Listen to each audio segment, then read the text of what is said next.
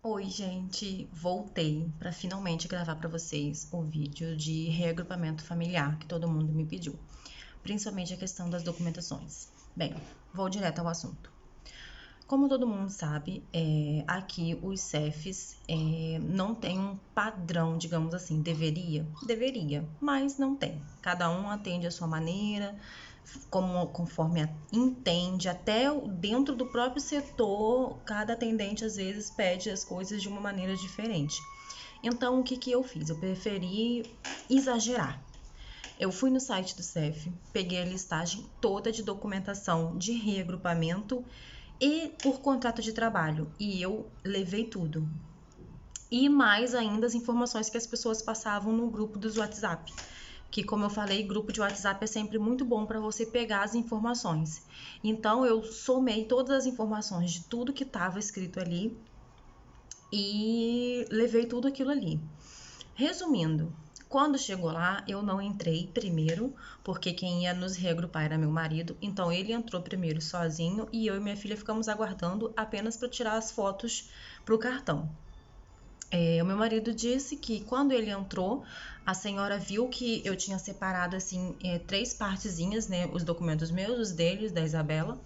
E aí ela viu as documentações na mão dele e perguntou: "Ah, são os documentos?" Ele disse sim. E ela pegou na mão dele e foi escaneando tudo. Ela não pediu nada, ele não teve que entregar nada, ela simplesmente escaneou todos os documentos que eu levei e pronto, e estava ok, ela não reclamou, não questionou, não perguntou.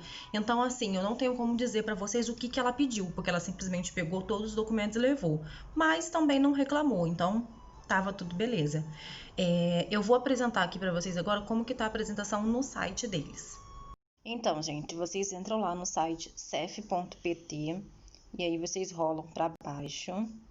E aí tem aqui, residir em Portugal e reagrupar a família. E aí vocês entram e aí tem vários artigos, e aí vocês têm que ler, ó. Artigo 77, autorização de residência, autorização para imigrante empreendedor, investimento. E aí o nosso foi esse, ó, 98, reagrupamento familiar com familiar em território nacional. E aí vem aqui a lista de documentos necessários, né? Comprovativo do direito de reagrupamento, que seria o cartão de residência que meu marido já tem. Duas fotografias a gente não precisou, porque a fotografia tirou na hora. Passaporte, comprovante que dispõe de alojamento, que é onde você reside. Comprovante que dispõe de meios de subsistência, que é o salário mínimo, né? Mais 50% para a esposa e marido e 30% para as crianças. Autorização para consulta do registro criminal de português, eu vou falar mais na frente. Registro criminal brasileiro, eu vou falar também. Comprovante de entrada legal, comprovante de incapacidade do filho, certidão de decisão que decretou adoção em caso de adoção.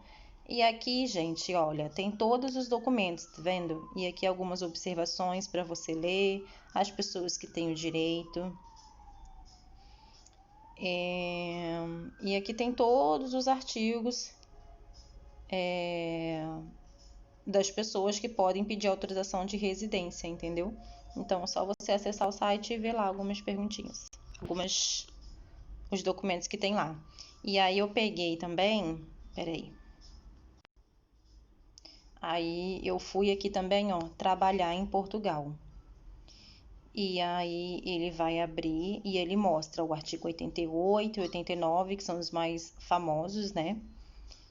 E aí eu abri pelo artigo 88, 89. 89 não, era 88. Erros. Abri pelo artigo 88 e fui vendo também os documentos que estavam aqui. E aí eu fiz isso, a somatória. Enfim, resumindo a minha listagem.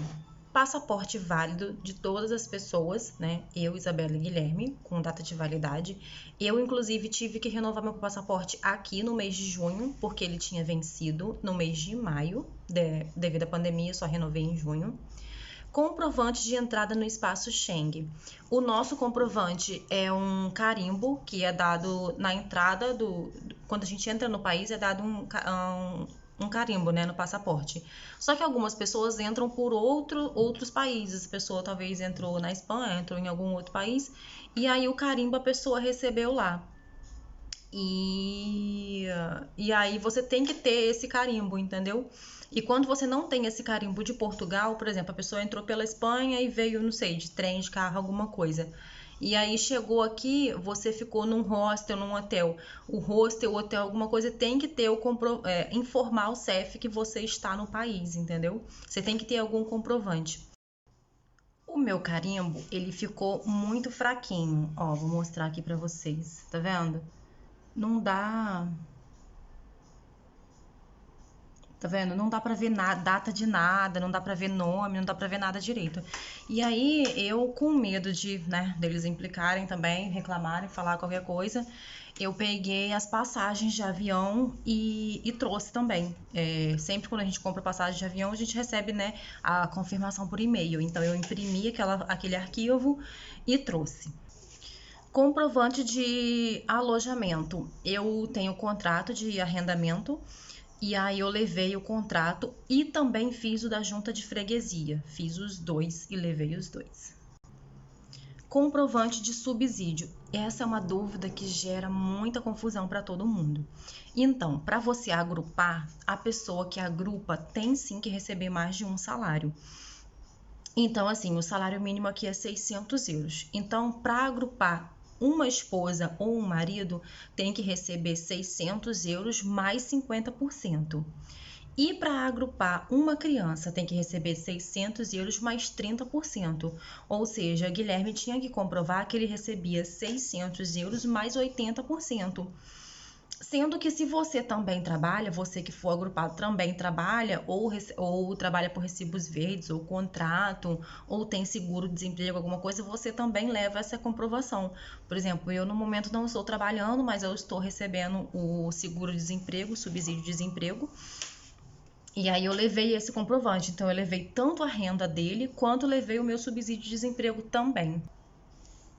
Registro criminal português. O registro criminal português não precisa mais levar. Porém, existe na internet um PDF que é você autorizando que eles façam acesso e busquem informações sobre isso. Algumas pessoas falaram que você, quando vai fazer a entrevista, eles te dão esse documento e você preenche e assina lá. Eu, querendo poupar tempo, já levei ele preenchido e já entreguei. Então, eu não tive que preencher outro lá. O registro criminal brasileiro, você tem que entrar no site da Polícia Federal, preencher os seus dados, imprimir e fazer a autenticação dele. E eu fiz dos três. Segurança social, você tem que levar a declaração de não dívida e autenticar. E aí você consegue fazer isso pelo site da Segurança Social, porém você tem que ter a chave da Segurança Social direta. Se você não tem, já solicita, porque vem pelo correio e demora alguns dias. O meu levou cerca de 10 dias para chegar a minha senha. A declaração de não dívida das finanças, a mesma coisa, você acessa pelo site e consegue imprimir pelo site. Tudo que eu tô falando, eu vou deixar um link embaixo e depois eu vou fazer alguns vídeos pequenos explicando cada um detalhadamente. Mas vai demorar um pouquinho, mas eu vou fazer. Certidão de nascimento e casamento apostilada. Eu levei os dois documentos, inclusive eu solicitei um novo, porque quando a gente veio do Brasil, a gente trouxe, mas isso já tinha 1 ano e 3 para 4 meses. E aí eles falam que não vale, que tem que ter 6 meses. E aí uma vez eu até questionei a menina do CNAE, perguntei a ela, quem não sabe o que é o CNAE, que é o Serviço Nacional de Atendimento ao Imigrante. E aí a gente sempre vai lá para tirar dúvidas, para perguntar, eles têm um atendimento maravilhoso. E aí eu perguntei para ela, falei, por que que esse certidão tem que fazer a cada 6 meses? Porque se a pessoa não tem de casamento, é de separado e pronto. Aí ela falou assim, pois é, mas é que tem gente que separa e não pega a certidão, quer dizer ainda que é casada. Aí eu falei, meu Deus. Mas enfim, aí eu falei, tá, tudo bem. Então separou, mudou o nome, não quer dizer. Mas e de criança? O nome de criança não muda. O nome do pai e da mãe dela vai ser o nome do pai e da mãe dela para sempre. Por que que vai mudar? Aí ela me deu uma desculpa lá que eu não aceitei muito, mas ela falou que, porque agora as novas leis, as crianças podem adicionar o nome, por exemplo, da madrasta, do padrasto, como queira. Falei, enfim, tudo bem. Eu fui, solicitei a pessoa lá no Brasil para nos enviar, e aí a gente trouxe pelo serviço da DHL, levou cerca de uns 10 dias, pagamos R$ 200, mais as certidões. Quando a gente estava lá no CEF, o meu marido disse que a mulher disse para ele que a certidão não precisava ser de inteiro teor, porque também tem essa história de que tem que ser ou não ser de inteiro teor. Na dúvida, eu fiz. Ela disse que não precisava, isso aqui no CEF do Porto, que bastava ser a certidão simples e apostilada, que poderia ser apostilada no consulado. Porém, quando eu procurei o consulado para isso, porque eu tinha essa informação também, o consulado informou que eles não fazem apostilamento de raia de certidões que foram feitas no Brasil, só de quem casou ou nasceu aqui. Então, apesar de no CEF ter tido essa informação, o consulado fala o contrário. Comprovante de matrícula escolar da criança, porque a criança tem que estar estudando a partir de 6 anos de idade, escola que é obrigatória para as crianças, menos de 6 anos é facultativo. Levei também a minha manifestação de interesse que eu fiz também por trabalho e foi muito importante. Inclusive, não cometam um erro que eu cometi.